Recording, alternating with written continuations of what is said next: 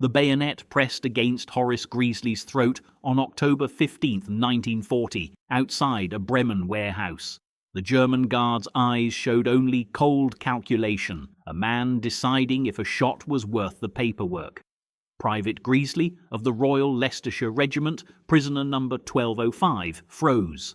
5 months had passed since the chaotic Dunkirk retreat turned him from soldier to captive. The guard jerked his head towards the column of shambling prisoners. Greasley stumbled forward, rejoining the march to Stalag IX-C near Bad Sulza, Thuringia. The journey from the Belgian border had stripped away everything but animal survival. For 3 weeks, 60 men were packed into cattle cars designed for 40. The stench of dysentery, unwashed bodies, and fear was suffocating. Men died standing up, held upright by the press of flesh around them. When the doors finally opened at Bad Sulza, 7 corpses fell onto the platform to be dragged away like refuse. Greasley had learned his first lesson as a prisoner of war. Death was a mere administrative inconvenience. The camp materialized through October rain. 2 rows of 8-foot-high electrified barbed wire enclosed 20 wooden barracks sagging under the Thuringian weather. Guard towers punctuated the perimeter every 100 yards, their searchlights sweeping the compound in a mechanical rhythm. The gate bore the standard lie, Arbeit macht frei, work makes you free. Greasley knew the only freedom here was death or madness, both of which he had seen plenty of during the march. Processing stripped away the last vestiges of identity. German efficiency reduced men to numbers, confiscating wedding rings, photographs, and religious medals.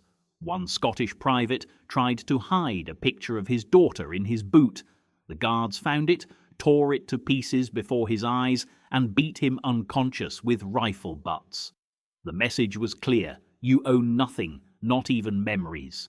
Greasley surrendered his few possessions without resistance. His captor card listed him as Kriegsgefangener 1205, British Army, captured May 25, 1940 in the Calais sector.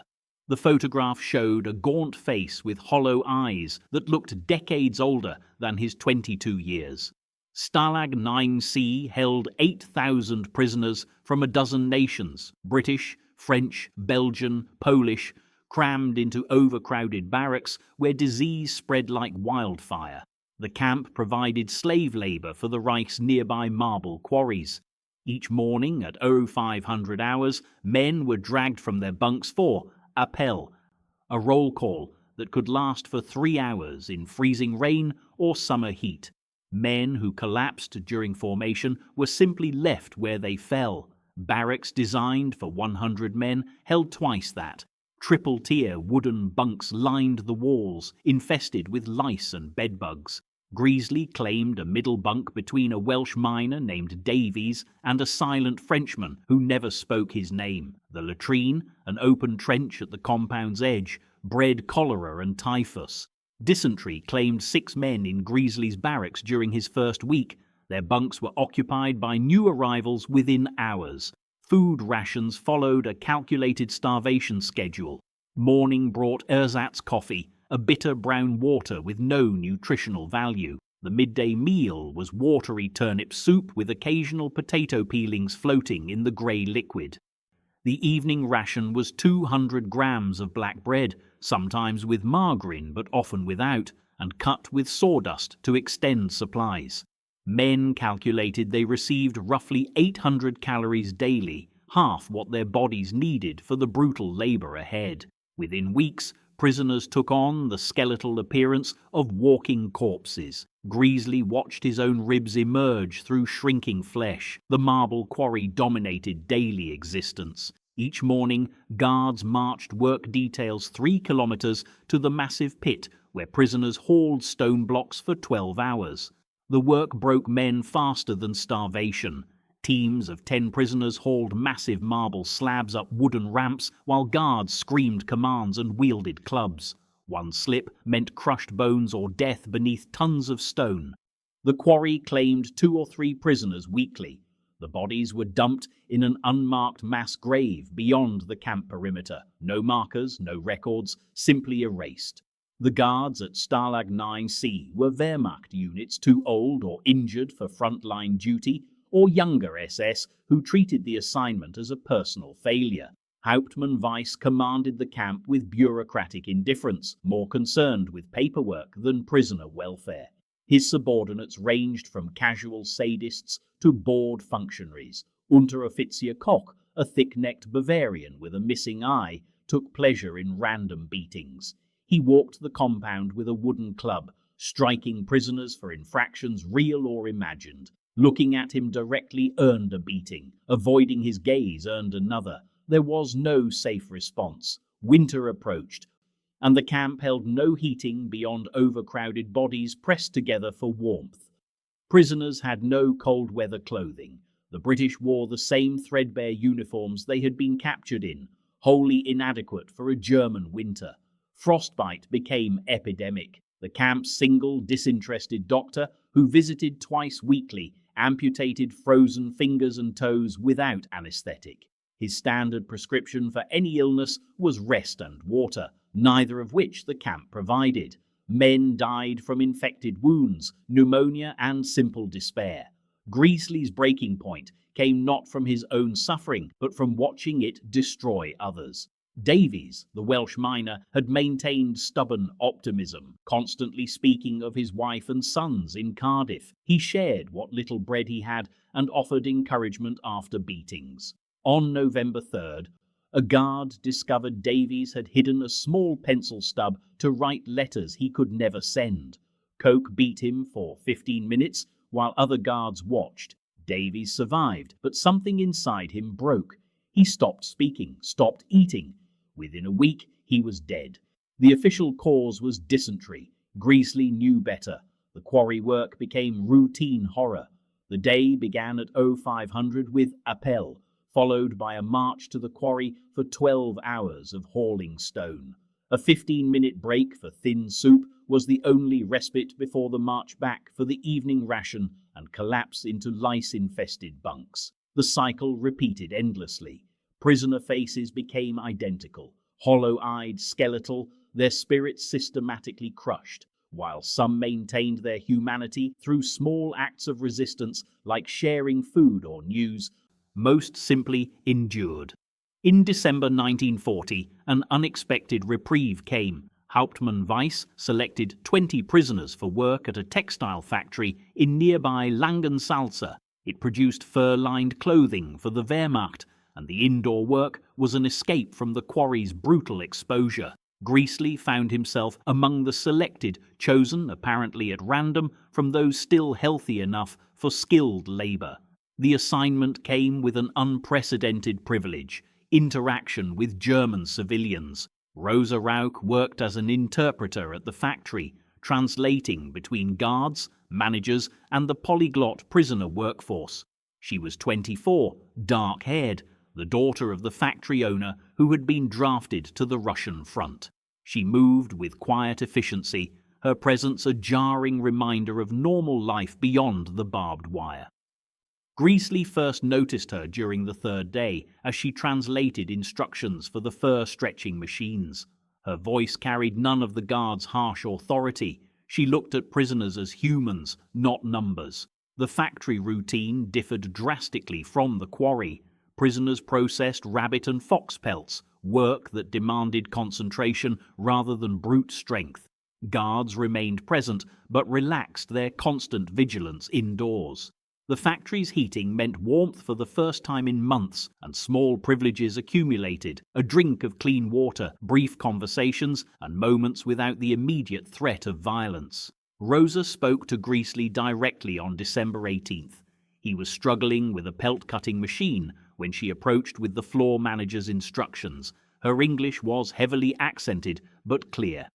She explained the machine's operation, demonstrated the proper technique, and moved on. The interaction lasted less than 2 minutes, but it was the first time in 7 months a woman had spoken to him without hostility or fear. The simple humanity of the exchange struck him with unexpected force. The factory detail continued 3 times weekly. Greasley found excuses to work near Rosa's translation station. Brief conversations developed, monitored by guards but permitted in the semi-civilian environment. She asked about his background and his life before the war. He learned she had studied English at university. Their exchanges were superficial, constrained by constant surveillance, but they represented something more than survival. She saw him as Horace, not prisoner. 1205, January 1941, brought winter in full force. Temperatures dropped below freezing, and snow buried the camp in white silence. Prisoners died nightly from exposure and starvation. The morning appel became a parade of frozen corpses carried to the growing mass grave. Greasley survived on youth, a stubborn constitution, and the psychological anchor Rosa provided. The factory detail continued, its warm building now literally life-saving for the assigned prisoners. On February the 14th, while guards were distracted by a machinery breakdown, Rosa slipped him a small package. Inside were 2 boiled eggs, a piece of actual cheese, and a folded note in careful English. "Remain strong. This will end." The food held incalculable value, a week's worth of camp rations in a miraculous package. The note represented something more dangerous, a connection across the enemy divide. Proof that the propaganda about subhuman prisoners was a lie. Greasley made his decision in that moment, the contraband food hidden against his emaciated chest. It was not a rational decision. Escape attempts from Stalag IX-C carried summary execution if recaptured. The camp's location, deep in German territory, made successful evasion nearly impossible. Electric fences, guard dogs, and informant networks were layers of security designed to crush hope. Every logical calculation argued for passive survival, for waiting out the war and liberation. But logic had nothing to do with the calculation forming in Greasley's mind. He would find a way to see Rosa again outside the factory's constrained environment. Not once, but as many times as physically possible. The war had taken his freedom, dignity, and certainty of survival. It would not take this fragile human connection. The risk of death meant little. He was already dying slowly of starvation and despair. This, at least, offered a purpose beyond mere endurance. The mechanics of such insane ambition seemed impossible.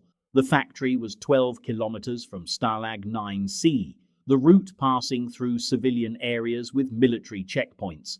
Prisoners traveled only under heavy guard. Camp security was designed to prevent exactly this kind of individual escape. Yet Greasley began to observe, calculate, and plan. The factory's loading dock offered brief moments of reduced supervision. The return journey followed predictable routes. Guard rotations created patterns, small windows of opportunity. He shared his intention with no one, not even Rosa. The decision carried too much risk to burden others with knowledge. Instead, he began the careful preparation that would transform survival into systematic resistance. He hoarded energy, ate every scrap available, and studied the guards' routines with obsessive focus. The camp that had been designed to crush hope became the puzzle he would solve 200 times or more.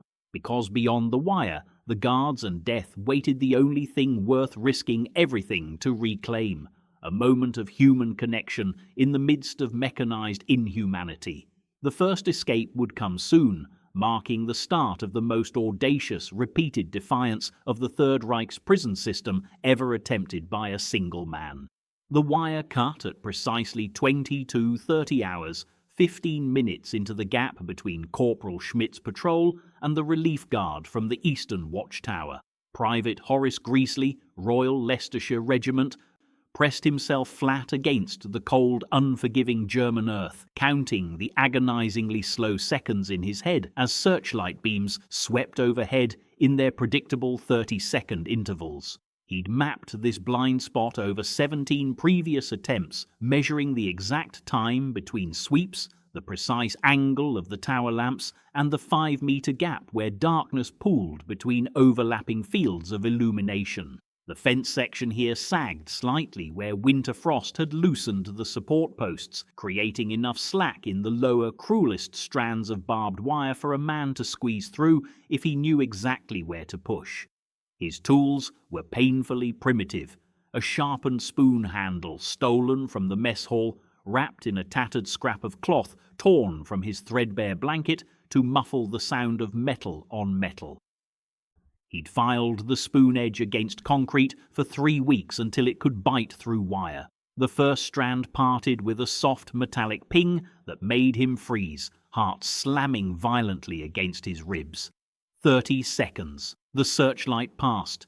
He cut the second strand, then the third, creating a gap 18 inches wide at the base of the fence. Cold, cloying mud soaked through his trousers as he crawled, feeling barbs snag his jacket, forcing himself to move slowly, deliberately, rather than panic and rip fabric that would leave damning evidence. His hands found the far side. He pulled himself through, replaced the cut wires carefully to maintain the fence's silhouette, and rolled into the drainage ditch that ran parallel to the perimeter. The ditch stank of stagnant water and raw sewage from the camp latrines, a vile but welcome perfume of concealment, but it offered 300 meters of cover leading toward the tree line. Greasley moved in a low crouch, boots squelching in ankle-deep muck, keeping his head below ground level. Behind him, the camp remained quiet, except for the mechanical rhythm of guard changes and the occasional bark of commands in German. Ahead, the Thuringian forest rose black against the night sky, a wall of pine and oak that began exactly 420 measured paces from the fence. He'd measured it during work details outside the wire, counting steps while hauling timber, memorizing landmarks, noting the narrow game trail that deer used to access a stream. The first 100 meters were the most dangerous. Open ground, no cover except darkness and the predictable, complacent incompetence of guards who'd grown bored watching the same perimeter for 18 months. Greasley sprinted, hunched low, breathing through his nose to minimize sound. His lungs burned from malnutrition, muscles weak from endless months of watery soup and black bread, but raw fear drove him forward. The tree line arrived like salvation. He grabbed a rough pine trunk, pressing his cheek against the bark, feeling its texture ground him as he forced himself to pause and listen. Silence. No whistles, no dogs, no shouts of alarm. He pushed deeper into the forest, following the almost invisible game trail by feel and hard-won memory. Moonlight barely penetrated the thick canopy here, turning the world into shades of black and darker black. Roots like grasping fingers grabbed at his feet, branches whipped his face. He navigated by counting paces and touching specific trees he'd marked on previous runs. A lightning-scarred oak at 300 paces, a twin birch at 500, a massive fallen trunk at 700 that marked the halfway point to the village of Freienola. The village lay 2 kilometers from Stalag IX-C, a farming hamlet of perhaps 300 souls, where Rosa Rauchbach worked in her mother's dress shop. Greasley had met her during a work detail repairing roads the previous autumn, their eyes locking across a cobblestone street while guards shouted orders. She'd smiled, he'd smiled back. Then she'd left a piece of bread on a windowsill where he could reach it, and that simple, profound act of kindness had transformed into something elemental, something neither could control. Tonight's route took him along the stream bed for another kilometer, icy water numbing his feet until he reached the stone bridge at the village edge. He climbed the embankment, paused behind a dark hay barn, scanning the quiet street for any sign of movement. A single light burned in the gasthouse window. The church clock tolled, showing 15 minutes past midnight. Rosa would be waiting in the gardener's shed behind her mother's shop, the same location they'd used for the past 32 clandestine meetings. He crossed the main street in 3 quick strides, vaulted a low fence, and navigated between dormant vegetable gardens to the rear of the timber-framed building. The shed door opened at his touch. Rosa's silhouette appeared against the darkness, and for 30 precious stolen minutes, the war and the wire ceased to exist. But Greasley never forgot the clock. At precisely 00:100 hours, he kissed her goodbye, a fleeting touch of warmth against the encroaching cold, and began the equally dangerous return journey. This time he was carrying a burlap sack containing 6 potatoes, a loaf of dense rye bread, half a precious sausage, and 3 small bottles of aspirin Rosa had quietly obtained from the sympathetic village doctor. Food and medicine that could mean the difference between life and death in the camp infirmary, where men died weekly from infected wounds and dysentery. The weight pulled at his shoulder, awkward and conspicuous, but he'd learned to carry it tucked tight against his body, minimizing silhouette. The return trip demanded different timing. The guard rotations changed at midnight, bringing fresh, alert sentries who scanned the darkness more carefully during their first hour of duty. Greasley approached the camp from the northeast rather than the east, using a different section of fence where an equipment shed created a valuable shadow blind spot. He reached the perimeter at 0147 hours, 3 minutes before the optimal fleeting window. Then he heard the dogs. The sound came from the south perimeter, perhaps 300 meters away, a frantic, deep-throated barking of German shepherds, and behind it, sharp shouting voices. Someone had been discovered, another prisoner attempting escape, or perhaps a guard had noticed something wrong during an inspection round. Greasley froze instantly in the drainage ditch, submerged to his chest in the shocking freezing water, clutching his contraband sack above the waterline.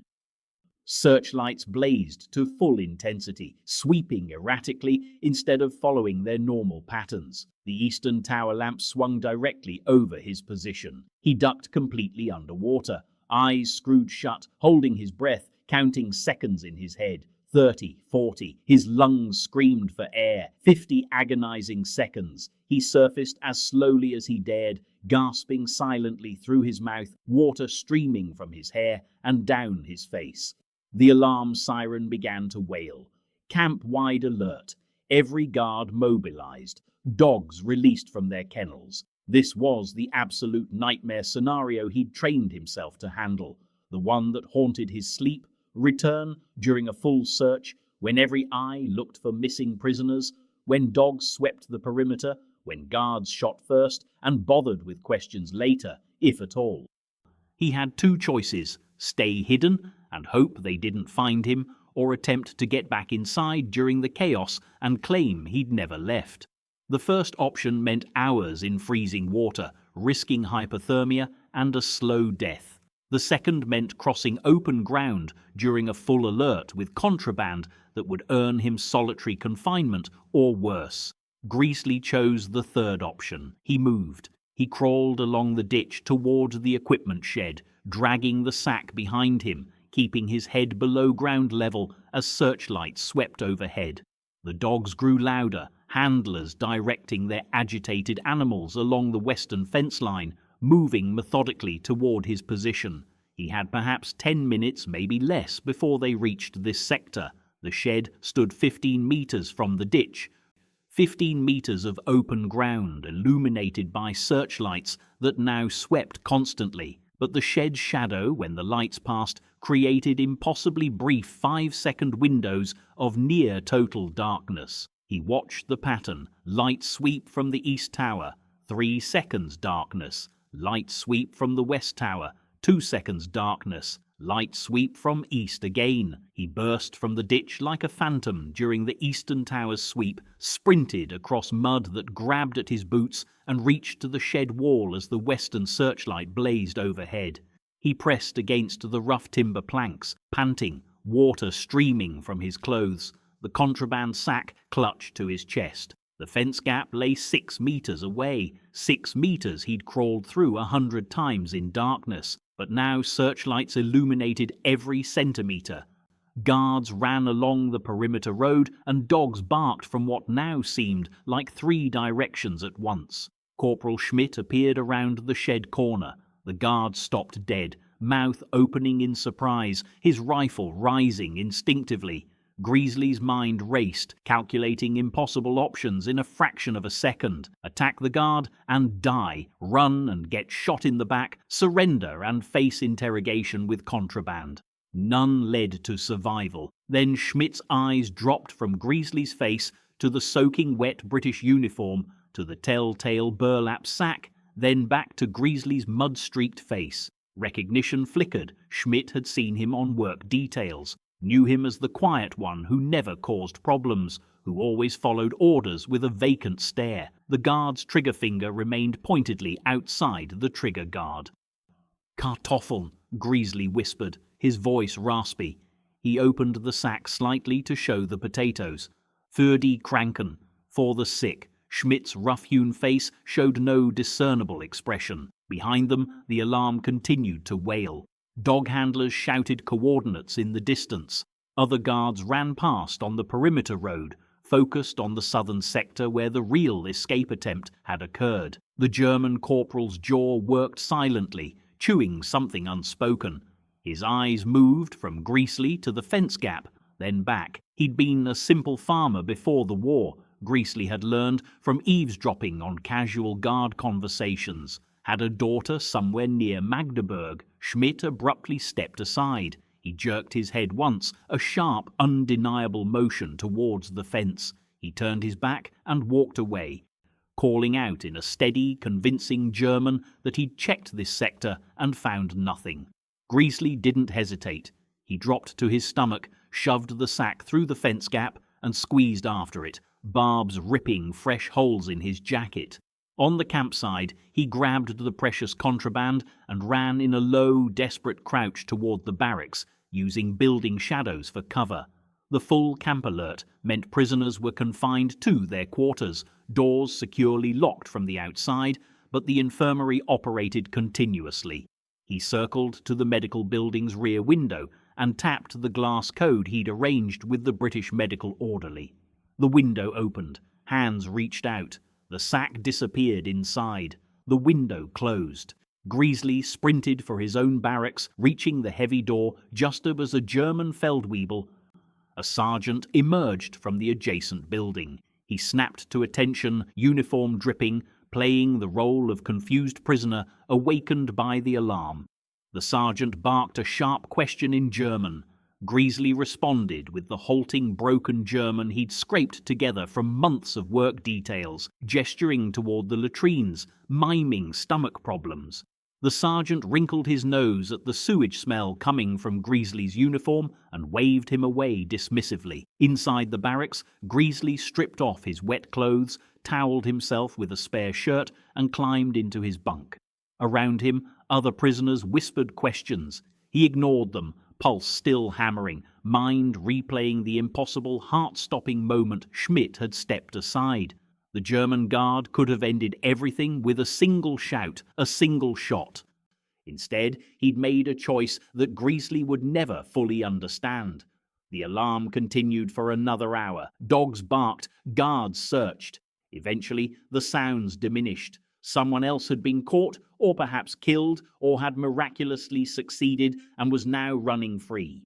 Greasley would learn the details tomorrow. He lay in darkness, listening to rain begin to fall outside, knowing he would do this again in 3 nights, and 3 nights after that, and 3 nights after that, because Rosa would be waiting, and because his comrades needed food and medicine, and because the alternative was to surrender, accepting that the wire and the guards and the endless war had finally won.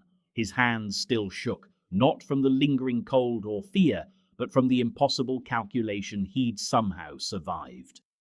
The moment when Schmidt's rifle had pointed at his chest, when death had been one trigger pull away, when a simple German corporal had looked at potatoes meant for dying British soldiers and made the human choice instead of the military one. Greasley closed his eyes. 3 nights. He'd need to find a different fence section, a different timing, a different route. The method would have to evolve because the guards would be watching more carefully now, but he would go. The crisis had only proven what he already knew instinctively, that the true distance between the wire and Rosa, between captivity and those stolen moments of humanity was measured not in meters or paces, but in the stark calculation of whether life was worth the constant risk of losing it.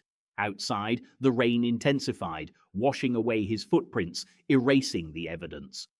In 3 nights, there would be new, damning evidence to erase, and 3 nights after that, and again, and again, and again, forever it seemed, until the war ended or the calculation finally, inevitably, failed. The American Sherman tanks grinding along a muddy road in late April 1945 represented salvation, but for Private Horace Greasley, a skeletal 112 pounds on his 6-foot frame, the moment carried no dramatic flourish. When the lead tank commander ordered the ragged column of prisoners to halt, Greasley simply stopped walking, conserving energy as 5 years of captivity had taught him. The German guards, mostly Volkssturm conscripts, dropped their rifles without resistance. Greasley watched them scatter into the forest with the detached disinterest of a man who had long since stopped hating his captors individually. For him, the war ended not with celebration, but with the mechanical act of registering his name and service number with an American sergeant who handed him water and a Hershey bar. He consumed both methodically, his shrunken stomach rebelling against the sweetness. The date was April 28, 1945. Horace Greasley had survived 1,226 days as a prisoner of war, during which he claimed to have temporarily escaped his captors more than 200 times, always returning before morning roll call. The immediate aftermath was grimly bureaucratic. American medics triaged liberated prisoners at a field hospital in a requisitioned German schoolhouse near Weimar. Greasley's examination revealed severe malnutrition, chronic dysentery, scabies, and partially healed rib fractures from a beating over smuggled Red Cross parcels. His weight represented a loss of approximately 58 pounds from his pre-capture physique. The examining physician, Captain Robert Henderson, noted Greasley's remarkable psychological stability despite the obvious physical deterioration. Unlike many liberated POWs displaying acute trauma, Greasley remained lucid, cooperative, and primarily concerned with the whereabouts of Rosa Rauschbach, the German girl he had risked everything to see during his nocturnal escapes. He provided her name and the location of the Freiwaldau labor camp to American intelligence officers, asking them to verify her safety. They promised to investigate, but offered no guarantees. Records from the chaos of Germany's collapse were fragmentary at best. British repatriation began in early May 1945. Greasley boarded a Dakota transport aircraft near Frankfurt on May the 12th, alongside 43 other former prisoners. During the 3-hour flight to RAF Lynham in Wiltshire, he looked down at the English Channel and felt nothing resembling the patriotic emotion he had anticipated for 5 years. The return proved anticlimactic, processed through a reception centre with perfunctory debriefing sessions. An interrogating officer from military intelligence showed particular interest in Greasley's detailed knowledge of German guard routines, camp layouts, and civilian workforce movements. Greasley provided precise information on sentry patterns and sympathetic civilians, though he carefully avoided mentioning Rosa's name during official questioning to protect her from potential repercussions. His debriefing report, classified for decades, documented his observations about deteriorating German morale, the increasing use of elderly Volkssturm guards, and the breakdown of supply lines to prison camps in the war's final months. The British Army granted Greasley a medical discharge in August 1945 with the rank of private. No promotion materialized, despite his record of assisting fellow prisoners and his extraordinary defiance. The Army's official position treated his repeated escapes as unauthorized absences rather than escape attempts, since he always returned voluntarily. This bureaucratic interpretation denied him eligibility for escape-related commendations. He received the 1939-1945 Star, the France and Germany Star, the Defense Medal, and the War Medal 1939 to 1945, standard campaign awards for his service. No gallantry decoration followed. The system struggled to categorize a man whose escapes served romantic and humanitarian purposes rather than intelligence gathering or permanent evasion.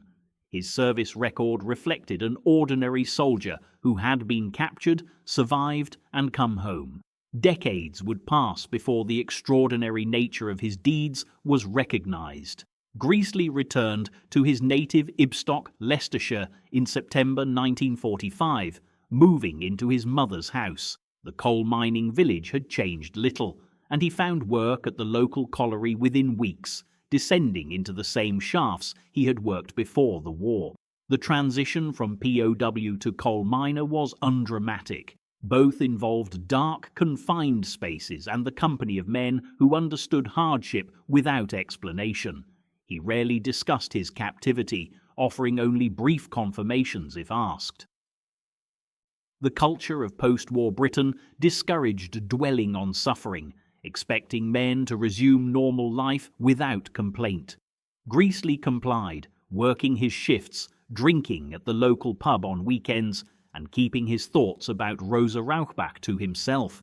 His attempt to locate Rosa proved futile. Letters sent via the Red Cross International Tracing Service in 1946 and 1947 went unanswered. Post-war Germany's chaos, the displacement of millions, and the Iron Curtain's descent made finding a single German woman nearly impossible. Freiwaldau, the Silesian town where their romance flourished, now lay behind Soviet lines, renamed Gozdenica and emptied of its German population. Greasley had no means to travel there and no certainty that Rosa had survived the war's brutal conclusion. He eventually accepted that their wartime connection belonged to an irrecoverable past. He married an Englishwoman, Brenda, in 1950, settled into family life, and raised 2 daughters, continuing to work in the mines until his retirement in 1982. His war experience became a closed chapter. The story remained buried for 6 decades, his reticence reflecting a broader pattern among his generation. British POWs who survived German captivity rarely received the public recognition afforded to those who died or performed spectacular escapes. Popular culture celebrated officer-class prisoners from stalags like Luft 3, whose tunnel escapes fit comfortable archetypes, working-class enlisted men like Greasley, captured during France's collapse and assigned to labour camps, occupied a less glamorous category in Britain's war memory. No films dramatised their experiences, and few historians sought their testimonies. The bureaucratic machinery of remembrance processed them as survivors who had endured rather than as heroes who had achieved. This changed in 2007 when Greasley, then 87, decided to document his experiences, prompted by age, the death of his wife Brenda, and family encouragement. Collaborating with writer Ken Scott, he published the memoir Do the Birds Still Sing in Hell in 2008. The title referenced a question he claimed to have asked Rosa, though critics later questioned if this poetic exchange occurred, suggesting it might be literary embellishment. The memoir shocked readers with its claims that Greasley had escaped over 200 times to meet Rosa, smuggled supplies to fellow prisoners, and survived 5 years of brutal treatment with unbroken defiance. Initial reviews praised it as a revelation of forgotten heroism, and Greasley, at 88, found himself suddenly famous. The memoir's success generated immediate controversy. Historians questioned the plausibility of 200 escapes from German camps, even temporary ones. The verification problem was insurmountable. Greasley had no wartime documentation, and fellow prisoners who could have corroborated his account had died. German records from his work camps, attached to Stalag IX-B and later Stalag IX-C, were fragmentary or lost. Surviving Red Cross reports made no mention of extraordinary escape activity.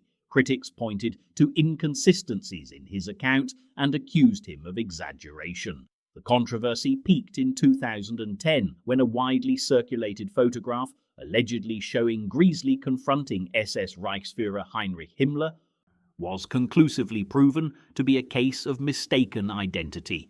This revelation damaged his credibility, leading some to dismiss the memoir as fantasy. Subsequent research by military historians produced more nuanced assessments. Dr. David Rolfe, author of Prisoners of the Reich, confirmed Greasley was captured at Dunkirk in May 1940 and assigned to various labour detachments where security was demonstrably lighter than at main stalags. Fellow survivors, interviewed before the memoir's publication, recalled Greasley as resourceful, defiant, and frequently absent from barracks, though none could confirm the specific number of escapes or the romantic motivation. The balance of evidence suggested Greasley had indeed escaped multiple times, maintained contact with a German woman, and that security at his camps permitted such absences. It also suggested that the exact number and dramatic details had likely been embellished for literary effect. The truth resided somewhere between documented fact and remembered experience, filtered through time and emotion. Horace Greasley died on March 24, 2010, at age 91, before the controversy over his memoir could be resolved. He was buried in Ibstock Cemetery with no military honours beyond the standard veterans flag. Obituaries in British papers reflected the uncertainty, praising his wartime service while noting the disputed elements of his account. The debate continued posthumously, with defenders arguing that minor errors should not diminish genuine courage, while critics maintained that exaggeration dishonoured the memory of those whose sacrifices needed no embellishment. The public memory of Horace Greasley became twofold: a symbol of resistance and a cautionary tale about memory's unreliability and the difficulty of verifying individual wartime experiences. The legacy that emerged focused less on literal fact-checking and more on the psychological dimensions of captivity. Whether he escaped 200 times or 20, evidence confirms he repeatedly risked severe punishment to maintain human connections. This behavior illuminated a crucial survival mechanism. Post-war studies showed prisoners who maintained hope through relationships survived at higher rates. Greasley's escapes were a form of psychological resistance as vital as any tunnel. By repeatedly escaping and returning, he refused the dehumanization of the camp system and asserted control over his own life in the only way available. This insight has influenced modern SEER, survival, evasion, resistance, and escape training, which now emphasizes maintaining human connections to preserve mental resilience. Military historians now cite Greasley's case when discussing the limitations of official escape narratives. The traditional framework celebrated permanent escapes that resulted in home runs or intelligence coups, deeds which earned medals and historical immortality. Yet thousands of POWs resisted in smaller, undocumented ways that were equally important for survival, sharing rations, organizing entertainment, and slipping through the wire for brief moments of freedom before returning to help others endure. These acts left few records and earned no decorations. Greasley's story, whatever its imperfections, drew attention to this hidden dimension of the POW experience, prompting a reassessment of how military institutions recognize and remember resistance under captivity. Ultimately, the story's modern significance lies not in its disputed details, but in its illustration of what sustained men under impossible conditions. Horace Greasley survived 5 years of captivity not through a soldier's training, but by maintaining a connection to something beyond survival itself, whether that connection was romantic love or the basic human need for agency matters less than the fact that he repeatedly chose risk over safety and defiance over compliance, returning each time to help others. That documented pattern of behavior represents a form of courage that military tradition struggled to categorize. His escapes, temporary and seemingly pointless by conventional logic, achieved something vital. They proved that captivity could not extinguish the human capacity for choice, even when that choice meant returning to hell.